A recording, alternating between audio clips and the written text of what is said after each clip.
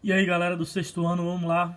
A gente falou sobre Esparta na última aula, que era uma das grandes cidades-estados grega.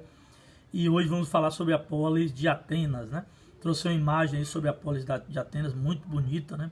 No alto da bacia da Península Balcânica, né? E foi fundada pelos jônios no século X a.C. Era um forte centro comercial marítimo. E nesse centro marítimo havia uma troca, além de mercadorias e de riquezas, uma troca também cultural entre outros povos, egípcios, fenícios, babilônios, todos vinham aí fazer comércio e trocar cultura também.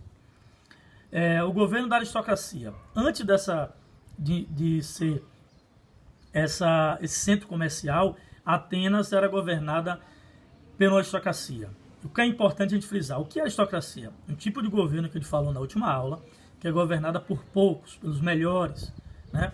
Então, quem eram esses melhores? Eram os eupátridas, descendentes de guerreiros jônios e aqueles que eram os donos das terras mais férteis e possuíam um poder político e militar de Atenas.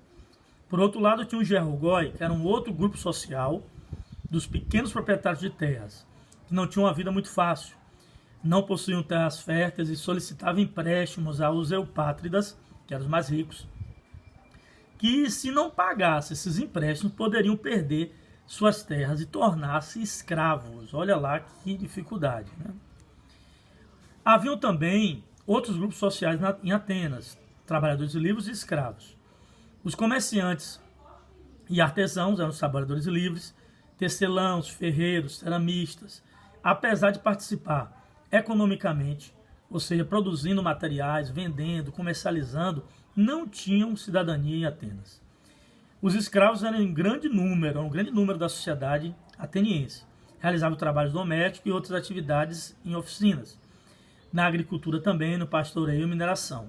Os escravos poderiam ser gergóis, que não pagassem sua dívida, se tornavam escravos, ou prisioneiros de guerra.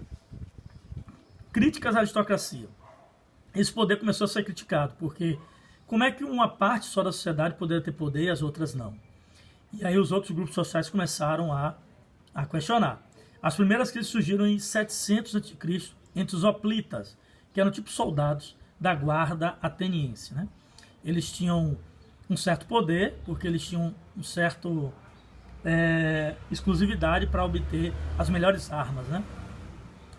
O enriquecimento dos comerciantes, houve algumas mudanças nesse período em Atenas. Os comerciantes começaram a enriquecer e participar também dessa guarda, né? Dessa infantaria. E, junto com os hoplitas, começaram a buscar mais igualdade na sociedade. E aí surgiu a Revolução Hoplítica. E essa revolução fez com que ocorresse mudança na organização política de Atenas. Aí surgiram outras revoltas populares em Atenas. Na época da Revolução Hoplítica, Atenas era marcada por grande desigualdade social. Conflitos começaram a surgir exigindo mudanças nas leis da cidade.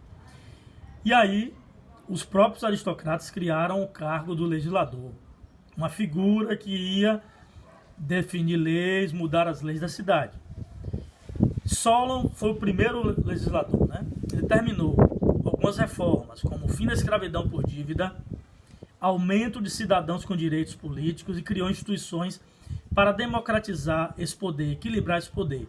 Uma delas era a Eclésia, que eram assembleias populares para decidir leis, discutir sobre as leis da cidade, e a Elieia, que era um tribunal de justiça, né?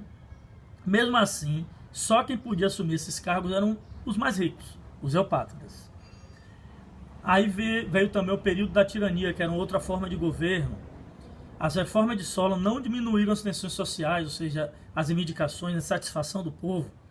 Nesse cenário, surgiram os tiranos, né? Que é aquele que toma o poder pela força.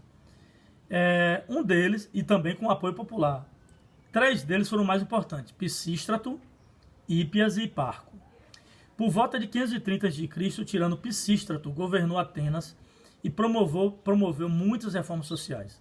Liberou empréstimos aos agricultores, construiu várias obras públicas, que dinamizou o comércio marítimo ainda mais, incentivou a produção cultural, edificou a biblioteca, onde tinham lá edições da Ilíada e Odisseia de Homero, né? Que são obras que até hoje a gente tem acesso para entender um pouco sobre a Grécia, e apoiou artistas e intelectuais. O surgimento da democracia. O aristocrata Clístenes assumiu o governo ateniense em 510 a.C.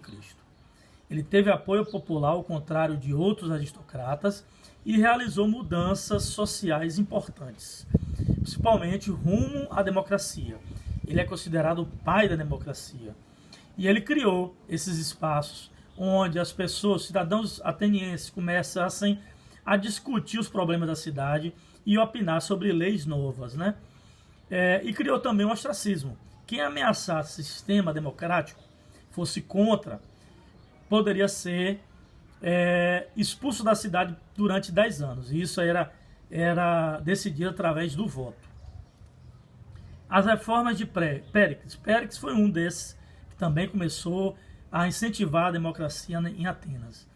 Ele criou a chamada mistoforia de Péricles, que era uma forma de salário às pessoas que fossem participar dessas votações, dessas discussões sobre a cidade.